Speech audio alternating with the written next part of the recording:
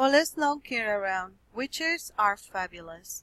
I mean, the bad witch wears shoes. This is fabulous. So what does it mean to love as a witch? Sometimes it can be tough. The interior of a witch is love. Because the interior of a witch's pyramid is love. Love, not to put down the Beatles, is not all you need, but it is essential for being a witch.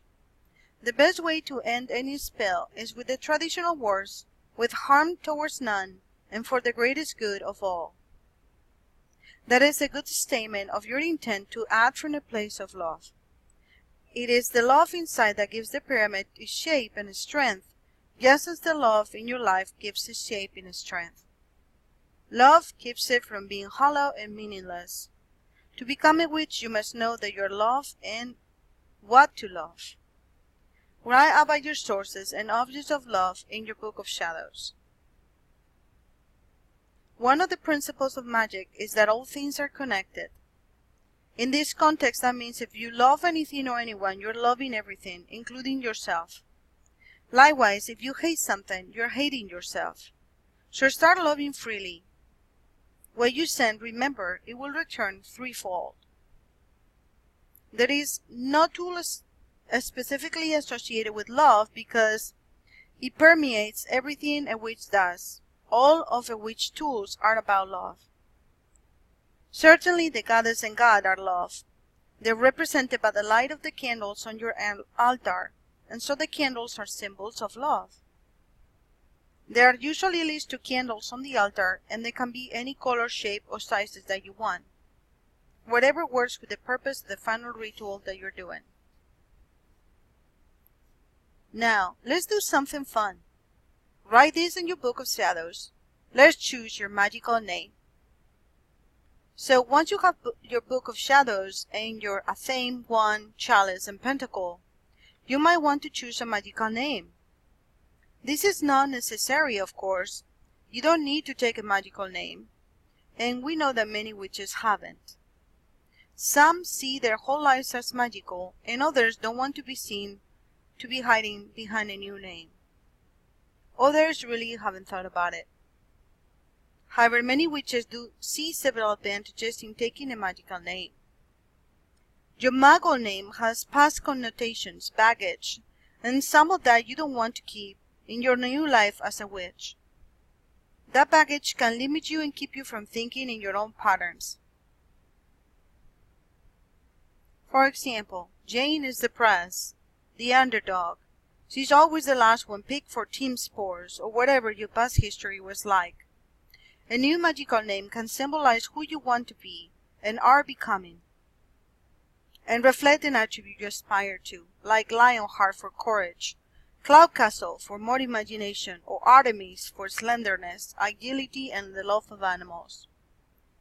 Please make sure that if you do this officially, and that means in the Mago world, remember that you're going to encounter obstacles and probably some laughter, gossiping, and other things that might make it hard for you in the Mago world. To become closer to nature, you might choose a name for nature, like I did. To balance your personality, choose an elemental name. For example, Fireheart could boost your will and energy. To become more flexible, you could become Willow.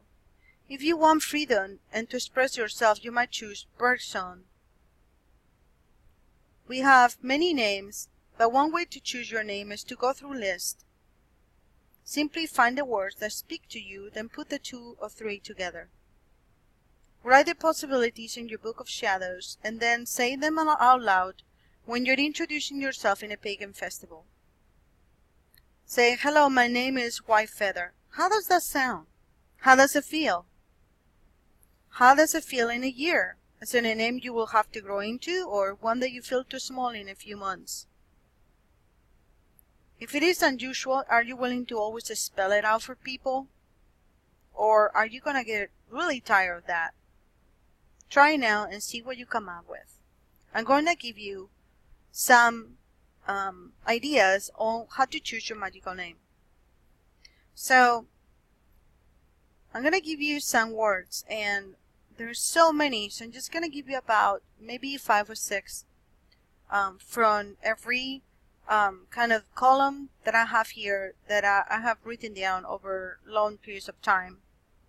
So you can choose your magical name from an action word. For example, archer, changer, climber, dancer, diver, drummer, flyer, hiker, leaper, runner. It even rhyme. Or you could choose from an animal like bear, butterfly, coyote, dolphin, eagle, firefly, fox, hawk, horse, lion, turtle, tiger. You get my meaning.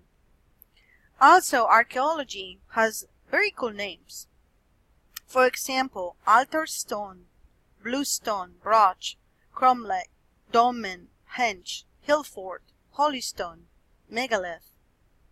Astronomy have beautiful names coming from stars. For example, Aldebaran, comet, constellation, moon, moondog, Pleiades, pole star. How about colors? Black, blue, gray, ivory, amber, tan, bird, violet.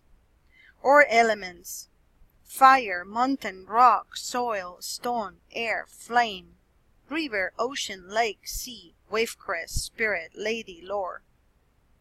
How about goddesses? Aphrodite, Ariana, Artemis, Freya, Minerva, Morrigan, Sekhmet, Jemaya, Venus, Tanith. Or gods: Ammon, Anubis, Apollo, Enki, Frey, Loki, Thor, Odin, Neptune, Mercury, Helios. How about herbs and flowers? Alrune, chamomile, comfrey, mullein, mugwort, rose, periwinkle. Also, mythological beasts or nature in general can be your theme, such as unicorn, gryphon, hydra, dragon, canyon, equinox, fall, forest, marsh, winter, path, trail, valley. We could go on. We could do witch words such as amulet, pentacle, sage, scry, vocations such as fool, healer, hunter, trees such as almond, apple,